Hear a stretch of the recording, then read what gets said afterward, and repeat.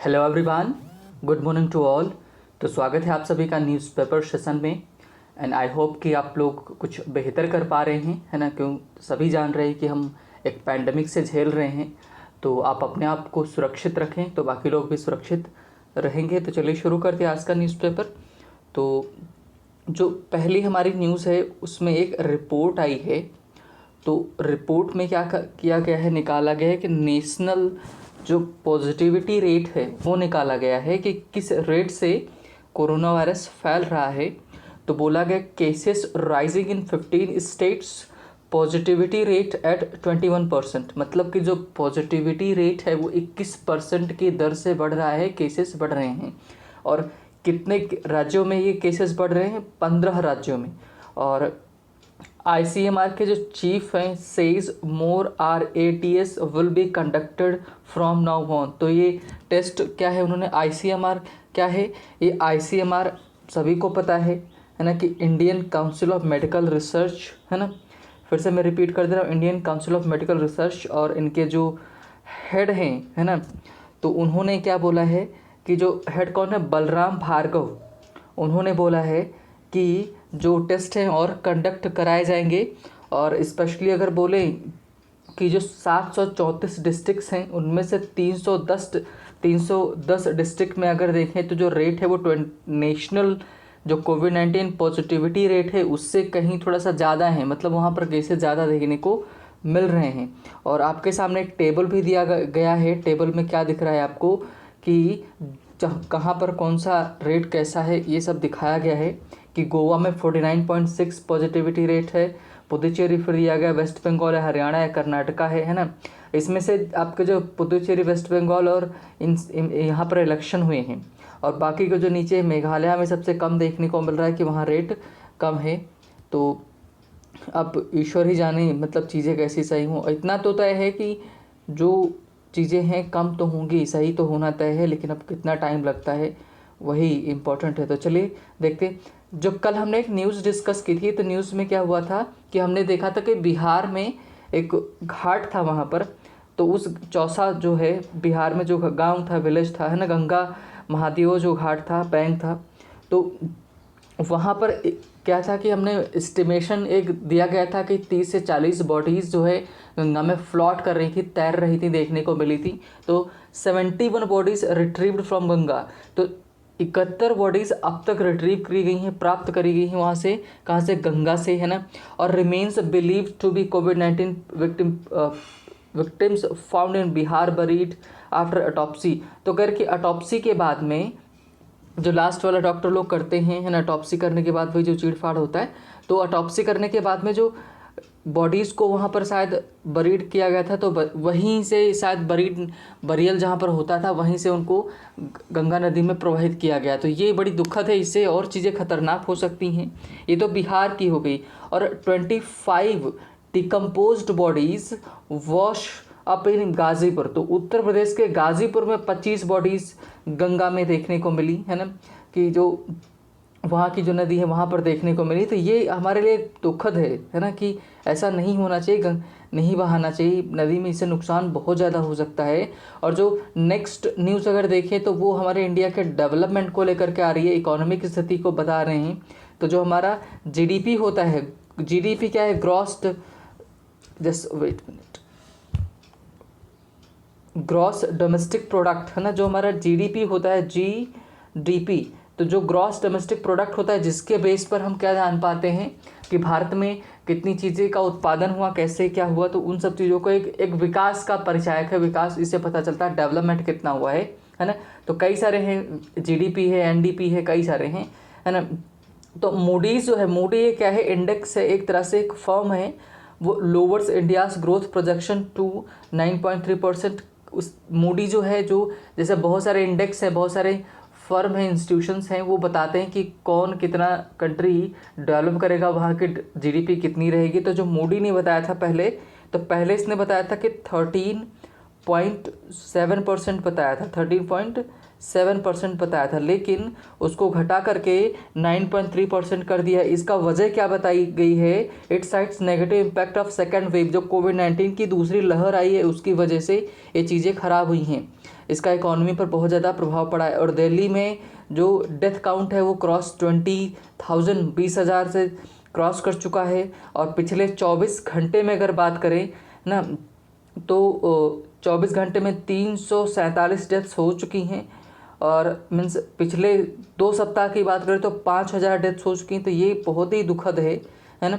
और नेक्स्ट अगर न्यूज़ देखें तो अमिड सर्ज का मतलब होता है बढ़ोतरी होना, किसमें, केसेस में जो बढ़ोतरी हो रही है तो उसके डिमांड उस किसकी हो रही, फॉर एयर एम्बुलेंसेस सोर्स है ना। तो एयर जो एम्बुलेंसेस हैं, मतलब जो वही एरोप्लेन वाली जो एम्बुलेंस बनाई गई हैं उनमें बढ़ोतरी देखने को, मतलब उनमें डिमांड देखने को मिल रही है कि मतलब बहुत ज़्यादा उसकी डिमांड हो रही है ये, है ना। तो और तो ये बढ़ेगा ही क्योंकि प्रॉब्लम्स वैसे ही। और जो सबसे बड़ी न्यूज़ एक तरह से बोल सकते हो जो इंटरनेशनल वाली है, अंतर्राष्ट्रीय स्तर पर है, कि जो कॉन्फ्लिक्ट चल रहा है किसके बीच में, इजराइल और फ़लस्तीन के बीच में। कल हमने इस पर डिस्कस भी किया था, हमारा एडिटोरियल पूरा इसी के ऊपर था कि दुनिया में 3 जगह हैं, नॉर्थ कोरिया, साउथ कोरिया और इंडिया का जो कश्मीर हमारा है, हमारा जो प्यारा भारत है उसका जो कश्मीर, और जो पाकिस्तान ऑक्युपाइड कश्मीर उसके बीच में।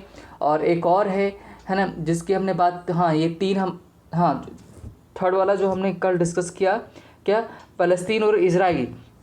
तो ये जो बहुत बड़े दुनिया के, मतलब बोल सकते हैं सबसे कंट्रोवर्शियल है, सबसे ज़्यादा लड़ाइयाँ यहीं पर होती हैं इस समय वर्तमान में चल रही हैं। तो 26 किल्ड, तो हमने कल डिस्कस किया था। अगर आपने डिस्कशन कल का नहीं देखा तो आप जाके देख सकते हैं, है ना। हमने इजराइल और जो फ़लस्तीन था उसके रिलेशंस को, वहाँ पर जो मीन्स मॉस्क थी, है ना, उसको लेकर के जो बहुत ज़्यादा झगड़ा चल रहा था, है ना, वो उसी को लेकर के। तो हुआ क्या है कि जो गाज़ा है ना, गाज़ा स्ट्रिप, तो उसी के चलते तो 26 killed as Israel targets Gaza with air strike, है ना। तो गाज़ा को उसने टारगेट किया कि वहाँ पर मिलिटेंट्स थे जो बिल्डिंग्स में रह रहे थे, इनका मानना है किसका, है ना, इजराइल मान रहा है। तो उसी के चलते उनको क्या किया गया है कि अटैक हुआ है। और अटैक में कितने 26 मारे गए और 26 लोगों में, है ना, कि हमास रॉकेट बैरज किल्स 2 इजरायलीज। और जो हमास रॉकेट बैरज है उसने कितने 2 इजरायलीज को मारा, और ये दोनों के दोनों क्या थे, सिविलियंस थे, है ना। तो ये बहुत बड़ी दुखद है। और ये इसमें जो पैलेस्टीनियंस की बात करें तो इसमें 26 जो पैलेस्टीनियंस मारे गए हैं, ये इसमें 9 चिल्ड्रन थे और 1 वुमेन भी थी। तो ये इशू वहाँ पर चल रहा है। अलक्सा जो मॉस्क है उस सबसे बड़ा मेन इशू वही है, अलक्सा मॉस्क है ना, कि जो, अच्छा ये ज्यूस और मुस्लिम दोनों लोगों का ये क्या है, मीन्स एक तरह से स्थान है, कि पवित्र स्थान है, कि दुनिया को, मैंने कल आपने डिस्कस भी मैंने किया था कि अगर मुस्लिम की बात करें, मुस्लिम कम्युनिटी की जो सबसे उनके पवित्र 3 स्थान हैं, मक्का, मदीना और अलक्सा जो कहाँ है, ये मीन्स अभी इजराइल के अंडर में आता है ना, जेरूसलम में है। तो ये इसके ऊपर हमने कल चर्चा की थी। तो चलिए आज का देखते हैं, हमारा एडिटोरियल देखेंगे कि आज क्या है। तो आज जो हमारा है वो किसको लेकर के भी है ना, कि हमारा जो पड़ोसी देश है कौन सा, नेपाल, उसको लेकर के है। कि वहाँ पर क्या हुआ है कि जो KP शर्मा ओली हैं, वहाँ के प्राइम मिनिस्टर, वो क्या कर गए हैं, वहाँ पर उन्होंने ट्रस्ट वोट जो हुआ था पार्लियामेंट में वो हार गए हैं, है ना। तो अगर बात करें तो जैसे इंडिया में 2 हाउस हैं, लोअर हाउस, अपर हाउस। तो हम लोअर हाउस को लोकसभा बोलते हैं और अपर हाउस को राज्यसभा बोलते हैं। तो वैसे ही हाउस ऑफ रिप्रेजेंटेटिव कहाँ बोला जाता है, लोअर हाउस है किसका, नेपाल का। और नेशनल असेंबली ये अपर हाउस है किसका, नेपाल का। एग्जाम वगैरह में पूछ सकता है। तो चलिए देखते हैं कि लूजिंग ट्रस्ट मतलब कि क्या है ना, जो ट्रस्ट है उसको हार करके। तो लूजिंग ट्रस्ट, है ना, कि ट्रस्ट को हार करके, या इसको हम इस सेंस में भी ले सकते हैं कि ट्रस्ट को हारते हुए, कम होता हुआ ट्रस्ट, है ना, ये है। कह रहे डिस्पाइट मिस्टर ओलीस लॉस, डिस्पाइट मतलब बावजूद इसके, मिस्टर ओलीस लॉस, मिस्टर ओली के हारने के बाद, है ना, बावजूद भी Nepals opposition is still divided. Nepal का जो ऑपोजिशन है, मतलब जो इनके खिलाफ में है ना, वो इज स्टिल डिवाइडेड, वो अभी भी क्या है, बटा हुआ है, ओवर, है ना, किसके ऊपर बटा हुआ है, एन अल्टरनेटिव गवर्नमेंट, है ना, कि अल्टरनेटिव गवर्नमेंट मतलब कि कौन सी नया जो हमारे सामने विकल्प उनके सामने कौन सी होगी सरकार का, उसके ऊपर बटे हुए, मतलब कोई डिसाइड नहीं हो पा रहा कि किसकी सरकार बने। तो ये प्रॉब्लम है वहाँ पर। अब पढ़ेंगे अच्छे से तो क्लियर हो जाएगा कि किसकी चर्चा कर रहे हैं, किसकी बात कर रहे हैं। तो थोड़ा सा इसको हम जूम कर लेते हैं तो और थोड़ा सा बड़ा दिखने लगेगा। चलिए,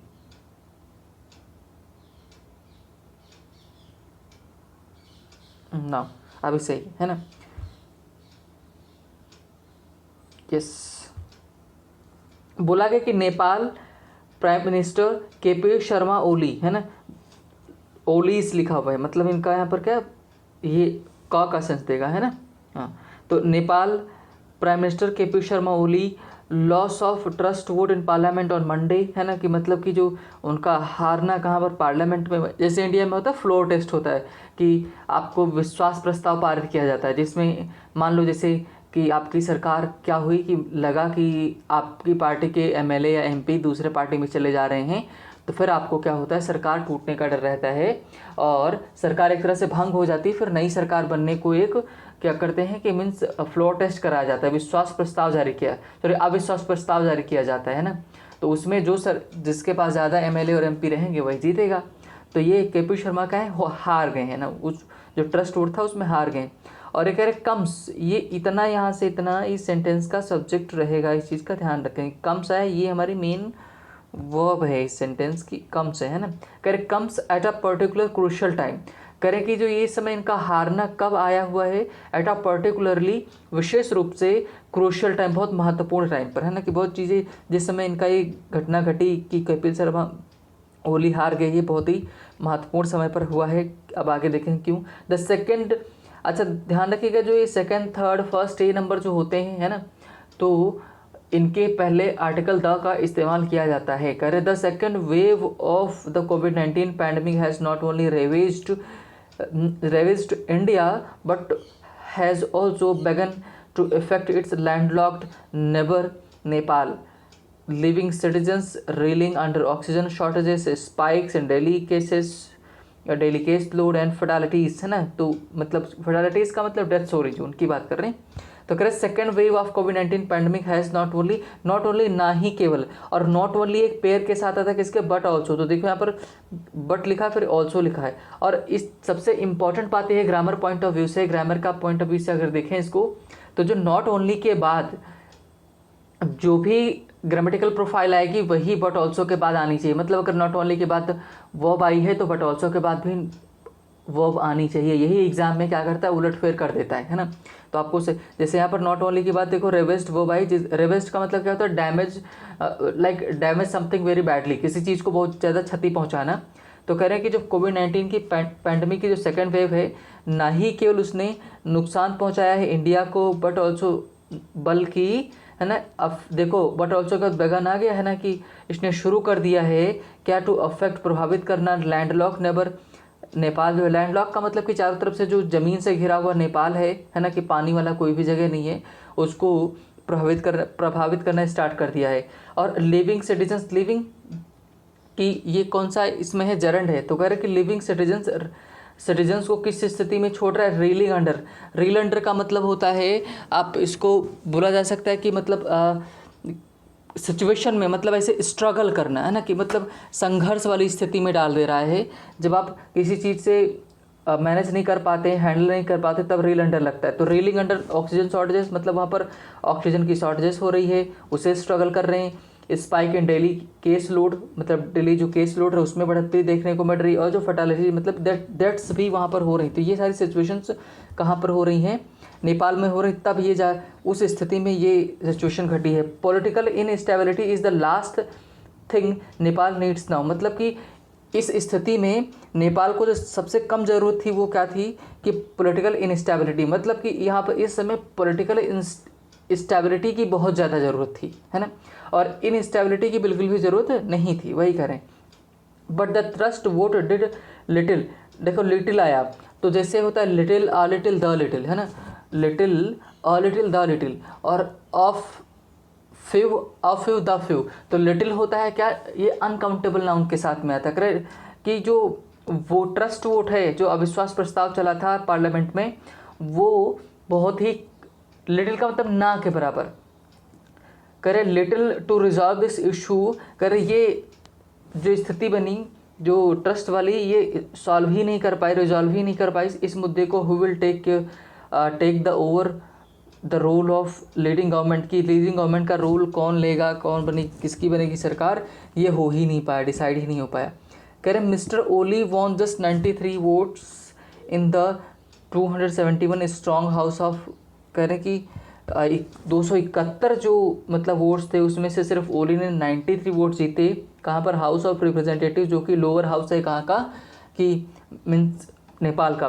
where only 232 turn up to vote, मतलब कि केवल 232 वोट पड़े वहाँ पर, मतलब कि टोटल कितने थे? 271 थे और पड़े कितने? 232, है ना। और विद 124 वोटिंग अगेंस्ट हिम, 124 इनके अगेंस्ट में आए, किसके? के पी शर्मा ओली के। एंड 15 मेंबर्स स्टेइंग न्यूट्रल, की 15 उसमें से जो मेंबर्स थे वो न्यूट्रल है, मतलब किसी भी पार्टी की तरफ नहीं गए। Leading the party in the opposition, है ना, कि जो लीडिंग द पार्टी मतलब जो पार्टी को लीड कर रहे हैं, कहाँ पर? अपोजिशन में, है ना। अपोजिशन का मतलब जो विरोध में खड़े हैं, उनके अगेंस्ट में खड़े हैं, उनकी बात कर रहे हैं, कि विपक्ष में जो हैं, कह रहे हैं leading the party in the opposition the Nepali Congress. Nepali Congress इसमें विपक्ष में है, लेड बाय शेर बहादुर देउबा, है ना। शेर बहादुर देउबा जो अपोजिशन की पार्टी लेकर चल रहे हैं, with 61 members voted against mister Oli along with the Pushpa Kumar Dahal led Communist party of Nepal with 49 votes. मतलब कह रहे हैं कि जो शेर बहादुर देउबा हैं उनके 61 जो मेंबर थे उनकी पार्टी के, और अलॉन्ग विद के साथ में, किसके? इन्हीं के साथ में कौन? पुष्पा कुमार मीन्स दहल, जो ये कम्युनिस्ट पार्टी लेकर चलते हैं, माइस्ट सेंटर, है ना, इनके 49 वोट्स, ये सारे के सारे इनके अगेंस्ट में गए। आगे किसके? के पी शर्मा ओली का। द माइस्ट हैड, माविस्ट जो है, माविस्ट का मतलब, अच्छा ये माविस्ट जो कब आया, स्पेशली इसको कभी, अब मेरे पास थोड़ा सा लंबा हो जाएगा, नहीं तो मैं आपको बताता कहानी। माविस्ट है ये किसकी देन है? ये चाइना की देन है ना। हाँ, बस इतना जानते रहिए कि Maoist had just recently demerge from the Nepal communist party. मतलब जो माविस्ट है वो कहाँ से? मर्ज का मतलब होता है मिलना, और डीमर्ज का मतलब होता है अलग हो जाना, किससे? नेपाल की जो कम्युनिस्ट पार्टी है उससे। आफ्टर कब? Supreme court ruling they recognize its merger with Mr Oli's communist party of Nepal. मतलब कि जो कम्युनिस्ट पार्टी ऑफ नेपाल है उनकी, ये किसकी? के पी शर्मा ओली की, इसको सुप्रीम कोर्ट ने नहीं माना, इनका जो मर्जर इनके साथ था नहीं माना, इस वजह से ये अलग हो गए, है ना। और जो नेपाल की पार्टी क्या नाम है? यूनिफाइड मार्क्सिस्ट लेनिनिस्ट, है ना, ये पार्टी का नाम है किसकी? के पी शर्मा ओली की। Mr Oli could not command the full support of his own party. Mr Oli ना खुद अपनी पार्टी को ही कमांड नहीं कर पाए, और means support of his own party as 28 legislator strong Madhav Kumar Nepal Jhalanath and Khalna कौन है ना, Khanal led faction within the UML decided to remain absent from the house, है ना। कि मतलब इतने लोग ऊपर जो बताए उन्होंने, ये हैं मिस्टर कौन से?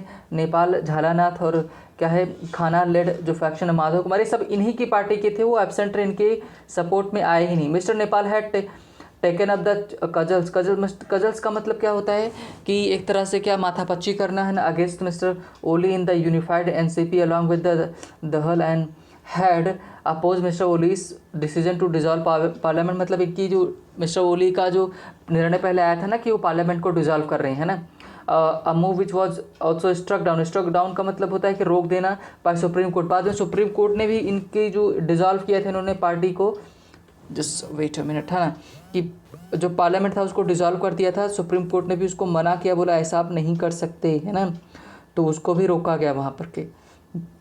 तो इनके जो खिलाफ पार्टियां थी उन्होंने इसको अपोज भी किया था कि आप ऐसा नहीं कर सकते, है ना। जस्ट वेट अ मिनट, हाँ ओके ना, अब सही है ना। तो सुप्रीम कोर्ट ने भी इनकी बात को नहीं माना था। आगे है इवन मोर इंट्रिगिंग का मतलब होता है दिलचस्प, है ना, और ये सटायर वाली बात करते हैं, जब व्यंग्य मारते हैं तब। कह रहे even more interesting was the, intriguing का मतलब है पर इंटरेस्टिंग रख सकते, इवन मोर मतलब interesting was the vertical split in another opposition party. कह रहे कि एक और अपोजिशन पार्टी उसमें भी वर्टिकल ऊर्ध्वाधर तरीके से, है ना। ऊर्ध्वाधर का मतलब कि आधे लोग इधर हो गए, आधे लोग दूसरी तरफ हो गए, है ना। एकदम पार्टी ये भी बट गई जो अपोजिशन में थे। कह रहे थे जनता समाजवादी पार्टी ने नेपाल जेएसपी जो है 15 मेंबर्स, है ना, Baburam Bhattarai Upendra Yadav faction voted against mister Oli while 15 member, ठीक है, महंत ठाकुर राजेंद्र महतो लेड ग्रुप है डिसाइडेड टू स्टे न्यूट्रल। मतलब जो महतो वाला ग्रुप है ये कह रहा कि न्यूट्रल रहने की कोशिश की, मतलब कि न्यूट्रल रहे।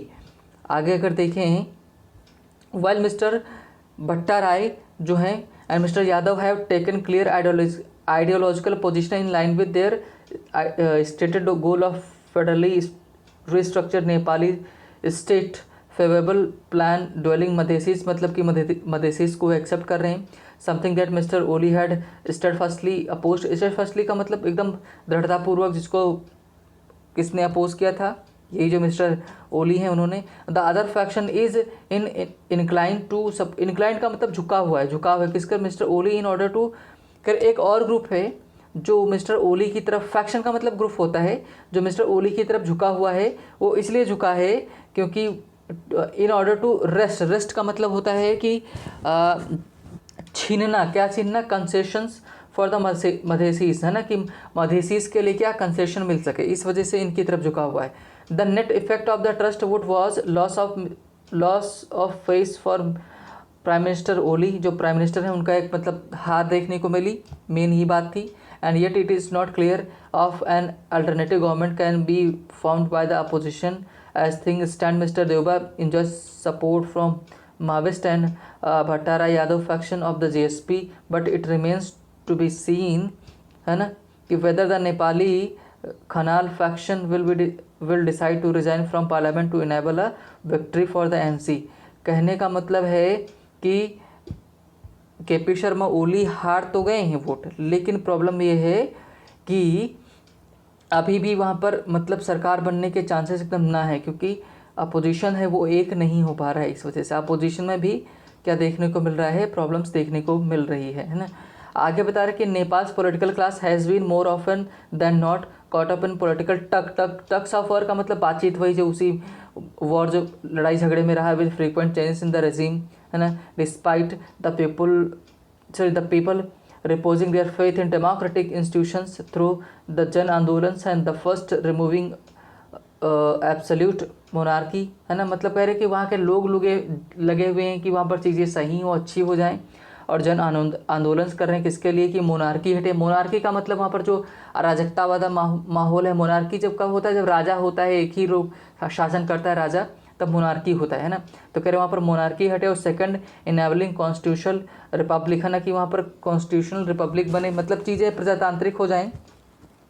At least now way Nepal faces the onslaught, onslaught का मतलब अटैक किसका, कोरोना वायरस का फेस कर रहा है, नोवल कोरोना वायरस का। The polity must rise to the occasion, है ना, कि जो पॉलिटी मतलब वहाँ की सरकार है उठे और work towards the alternative stable regime, और किसकी तरफ काम करे, जो एक स्टेबल सरकार बने उसकी तरफ वो काम करे, है ना। तो चलिए आज यहीं तक रखते हैं और मिलेंगे हम नेक्स्ट सेशन में, है ना। तो अगर आपको आज का सवाल अगर देखें तो क्या बोला जा सकता है कि मतलब कि वहाँ की सरकार बनेगी कि नहीं बनेगी, है ना, और वहाँ की चीज़ें कैसी रहेंगी।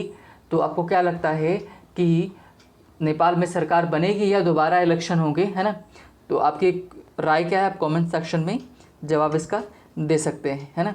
तब तक के लिए बाय बाय, टेक केयर, अपना ध्यान रखें।